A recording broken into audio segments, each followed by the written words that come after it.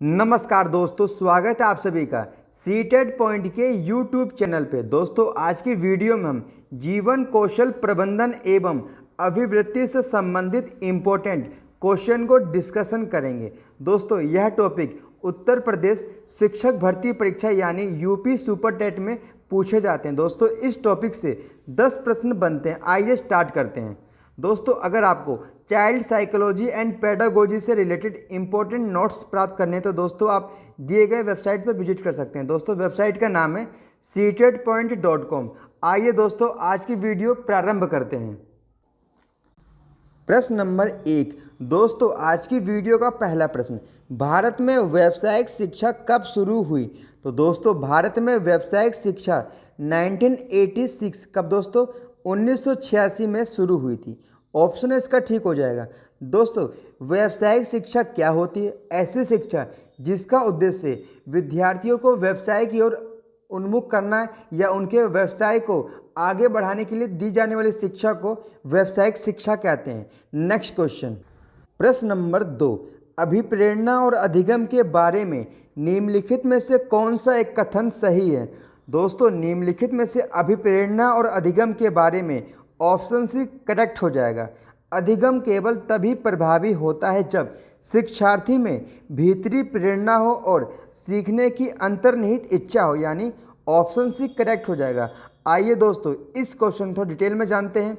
अभिप्रेरणा का तात्पर्य क्या होता है? दोस्तों अभिप्रेरणा का तात्पर्य कार्य करने का पुनर्बलन होता है, अर्थात वह बाहरी या आंतरिक बल जो किसी कार्य को करने में रुचि उत्पन्न करे उसे अभिप्रेरणा कहते हैं। अभिप्रेरणा से किया गया कार्य प्रभावी होता है, अतः अधिगम केवल तभी प्रभावी होगा जब शिक्षार्थियों में भीतरी प्रेरणा हो और सीखने के लिए एक अंतर्निहित इच्छा हो। इसका ऑप्शन सी करेक्ट हो जाएगा। नेक्स्ट क्वेश्चन, प्रश्न नंबर 3। विद्यार्थियों को दिए जाने वाले परामर्श की सर्वाधिक उपयोगिता यह है कि? दोस्तों इसका सही जवाब हो जाएगा विद्यार्थियों को दिए जाने वाले परामर्श की सर्वाधिक उपयोगिता उनमें आत्मविश्वास की अभिवृद्धि होती है, यानी ऑप्शन सी इसका करेक्ट हो जाएगा। दोस्तों इस क्वेश्चन को डिटेल में जानते हैं।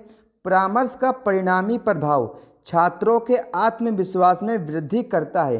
परामर्श वह पद्धति है जिसके द्वारा किसी भी समस्या पर शोध करके उसका हल निकाला जाता है ताकि छात्र या व्यक्ति अपने भविष्य में आने वाली बाधाओं को आसानी से पार कर सके। नेक्स्ट क्वेश्चन, प्रश्न नंबर 4।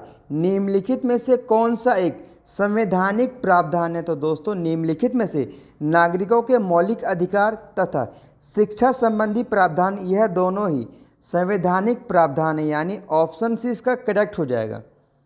दोस्तों भारत के संविधान में नागरिकों के मौलिक अधिकार तथा शिक्षा संबंधी प्रावधान दोनों ही दिए गए हैं। ये दोनों ही संवैधानिक प्रावधान हैं। नेक्स्ट क्वेश्चन,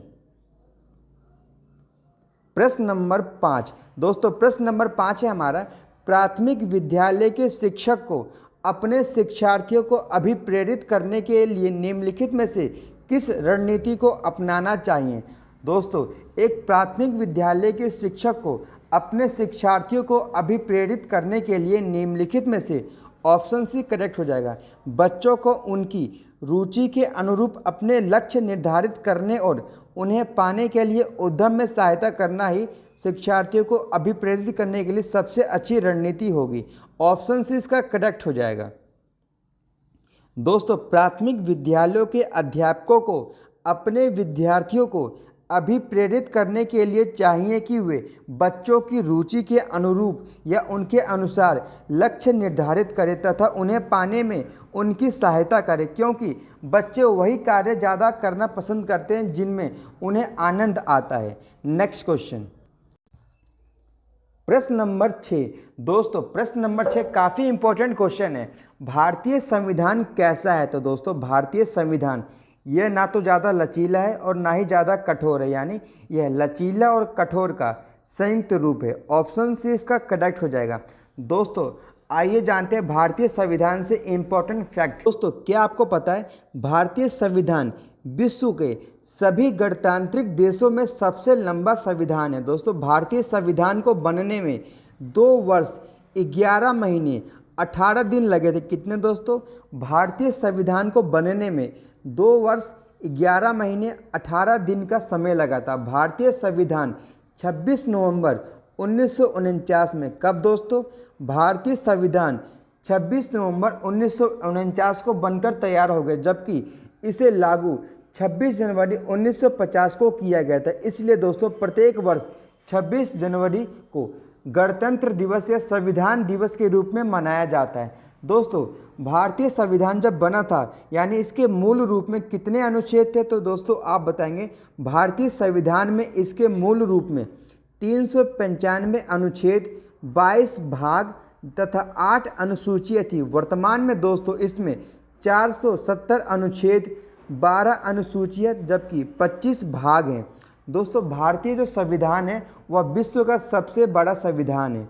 दोस्तों इस क्वेश्चन से इतने इंपॉर्टेंट फैक्ट बन सकते थे। नेक्स्ट क्वेश्चन, प्रश्न नंबर 7, निम्नलिखित में से कौन सा सीखने के लिए अधिकतम रूप से अभिप्रेरित करता है? तो दोस्तों निम्नलिखित में से लक्ष्य को प्राप्त करने में व्यक्तिगत संतुष्टि जो होती है दोस्तों वो सीखने के लिए अधिकतम रूप से अभिप्रेरित करती है। ऑप्शन भी इसका करेक्ट हो जाएगा।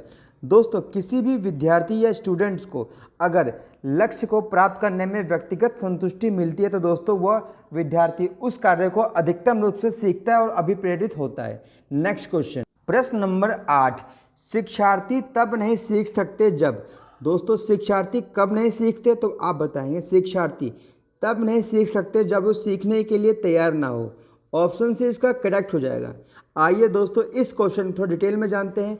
शिक्षार्थी तब नहीं सीखते जब तक वे सीखने का प्रयत्न नहीं करते तथा सीखने के लिए जिज्ञासु नहीं होते। इसलिए सर्वप्रथम शिक्षक को शिक्षण करने से पूर्व शिक्षार्थियों को मानसिक व शारीरिक रूप से अधिगम के लिए तैयार करना चाहिए। नेक्स्ट क्वेश्चन, प्रश्न नंबर 9, किस प्रकार की प्रेरणा अनुभूतियों के संतुष्टिकरण की अवस्थाओं तक पहुंचने और व्यक्तिक लक्ष्य को प्राप्त करने की आवश्यकता को संबोधित करती है? तो दोस्तों इसका सही जवाब हो जाएगा भावात्मक प्रेरणा। यह अनुभूतियों के संतुष्टिकरण की अवस्थाओं तक पहुंचने और व्यक्तिक लक्ष्य को प्राप्त करने की आवश्यकता को संबोधित करती है, यानी ऑप्शन इसका ठीक हो जाएगा। दोस्तों भावनात्मक प्रेरणाएं व्यक्ति की भावनाओं से संबंधित होती हैं जो व्यक्ति को उसका लक्ष्य प्राप्त करने के लिए अभिप्रेरित करती। क्या करती दोस्तों? यह व्यक्ति को उसके व्यक्तिगत लक्ष्य को प्राप्त करने के लिए अभिप्रेरित यानी मोटिवेट करती हैं। प्रश्न नंबर 10, दोस्तों आज की वीडियो का अंतिम प्रश्न है। प्रश्न नंबर 10 है हमारा, आपकी कक्षा में कुछ बच्चे हैं जो गलतियां करते हैं। इस परिस्थिति का आपके विश्लेषण के अनुसार कौन सा कथन सर्वाधिक उपयुक्त है? तो दोस्तों आप एक कक्षा में शिक्षक हैं और आपके स्टूडेंट जो है गलतियां कर रहे हैं। तो दोस्तों आप इस परिस्थिति में क्या पाएंगे?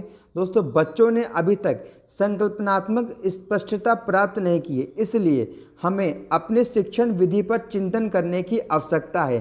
दोस्तों इसका ऑप्शन डी करेक्ट हो जाएगा। दोस्तों यदि कक्षा में कुछ विद्यार्थी गलती करते हैं तो गलतियां करते हैं इस परिस्थिति के अनुसार बच्चों ने अभी तक संकल्पनात्मक स्पष्टता प्राप्त नहीं की है तथा आपको अपने शिक्षण विधि पर चिंतन करने की आवश्यकता है। यह कथन सर्वाधिक उपयुक्त है। ऑप्शन डी इसका करेक्ट हो जाएगा।